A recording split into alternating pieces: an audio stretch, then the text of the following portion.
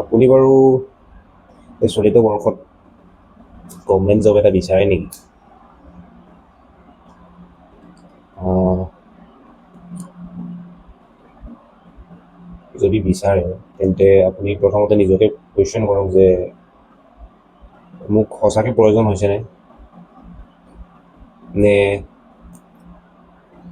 আপুনি আনক দেখি আপোনাৰ মা দেউতাই গালি দিছে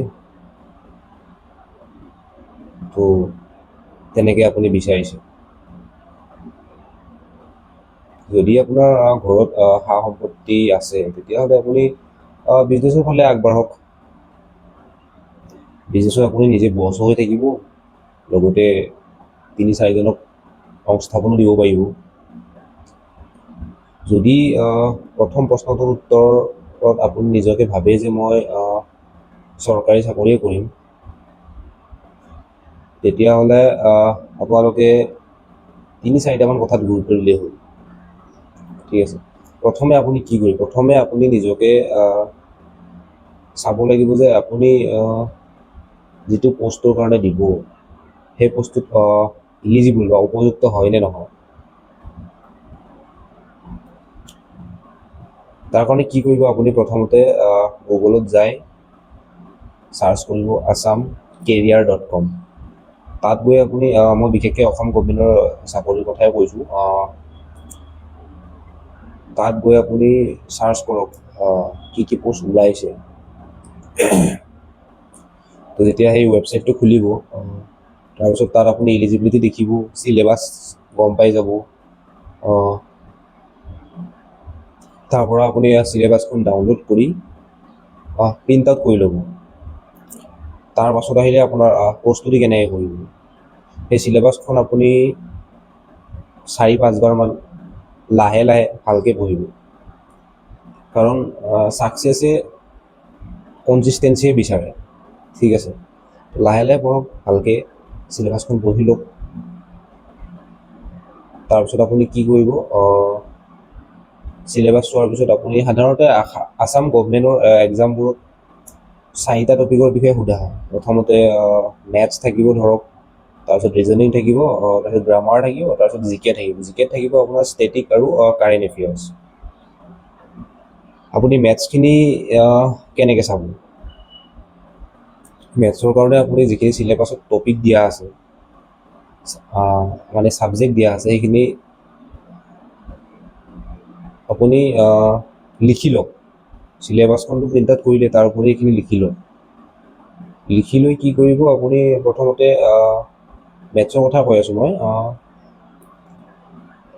প্ৰথমে আপুনি ইউটিউবৰ পৰা প্ৰতিটো ছাবজেক্টৰ আপুনি ফৰ্মুলাবোৰ লিখি লওক।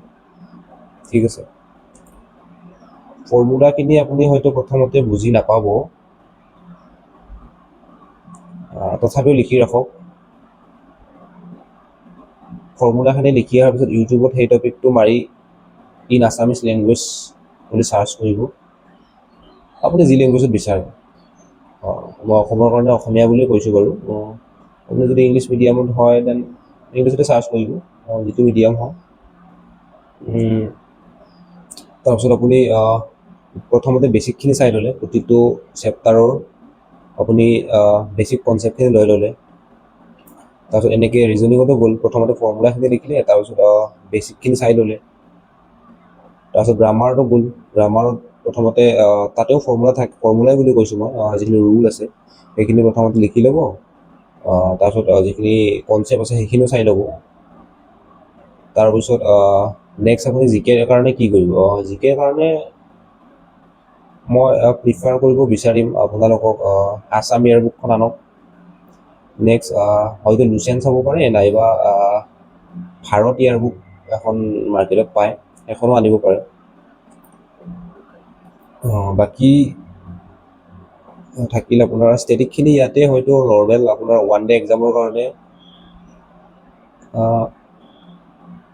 80-90% মই কাভাৰ হ'ব বুলি ভাবোঁ, যিখিনি ষ্টেটিক পৰ্চন। নেক্সট আপোনাৰ থাকিল কাৰেণ্ট এফেয়াৰ্ছ। কাৰেণ্ট এফেয়াৰ্ছৰ কাৰণে যিকোনো আপুনি মেগাজিন ফ'ল' কৰিব পাৰে। ভাল ৰেপুটেটেড অথৰে লিখা মান্থলি মেগাজিন যদি কালেক্ট কৰি আপুনি যেতিয়া এক্সাম হ'ব তাৰ আপোনাৰ এবছৰ আগলৈকে ধৰক 12 মাহ থাকে ন এবছৰ, তো 12 মাহৰ 12খন হ'ব আপোনাৰ, সেই 12খন আপুনি চাব লাগিব। কেনেকৈ চাব? আপুনি ভালদৰে মনোযোগ দি পঢ়ক, পঢ়ি চাই 4-5 বাৰ 6 বাৰ যি পাৰে পঢ়ক, পঢ়ি চাই কিনে আপুনি MCQ দিবলৈ চেষ্টা কৰিব তাৰ ওপৰত। তাৰপিছত যেতিয়া আপোনাৰ এইখিনিও একেলগে চাই থাকিব, আপোনাৰ গোটেইখিনি এটা সাম্যক ধাৰণা এটা হ'ব, বেছিকটো আপোনাৰ ক্লিয়াৰ হৈ থাকিব, তেতিয়া আপুনি কি কৰিব, যিটো মেথছৰ প্ৰথমৰ পৰা গুচি যাব। এতিয়া মেথছৰ যেতিয়া প্ৰথম টপিক ধৰক নাম্বাৰ ছিষ্টেম, সংখ্যা প্ৰণালী আপুনি বেছিকখিনি চাইছিলে।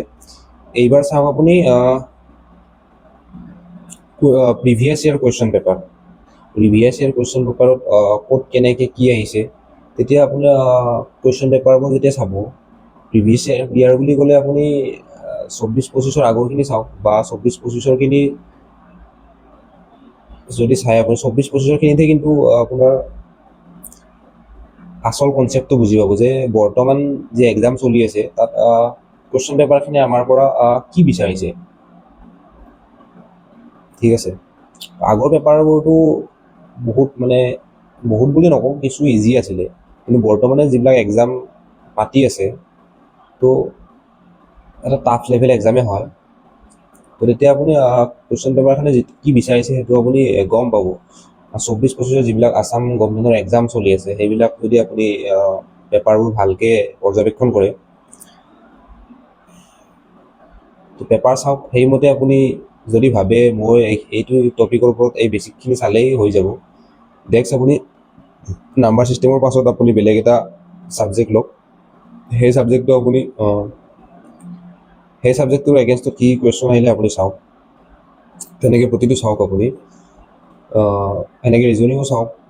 যদি আপোনাৰ লাগে যে বেছিকখিনি চালে নহ'ব, মই এডভান্সলৈকে যাব, তেতিয়া ইউটিউবত মাৰি দিয়ক যে number system in advance level, তেতিয়া আহি যাব আপোনাৰ। বেলেগ কোনো বুক এনেকৈ কিনাৰ কোনো প্ৰয়োজনে নাই বুলি মই ভাবোঁ।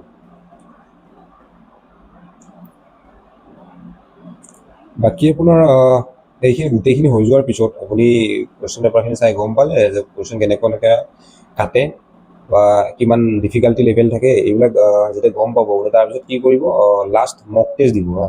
মক টেষ্টটো আপুনি গুগলত বিচাৰিলেও পাব পাৰে, বা গুগলত যদি নাপায় কিছুমান ইনষ্টিটিউশ্যনে মক টেষ্ট চেল কৰে, তো সেইবিলাকৰ পৰা আপুনি পাৰচেছ কৰিব মক টেষ্টকেইটা। বাকী আপুনি কোচিং লৈ নলয় আপোনাৰ নিজৰ কথা, সেইটোলৈ মই ক'ব নাযাওঁ।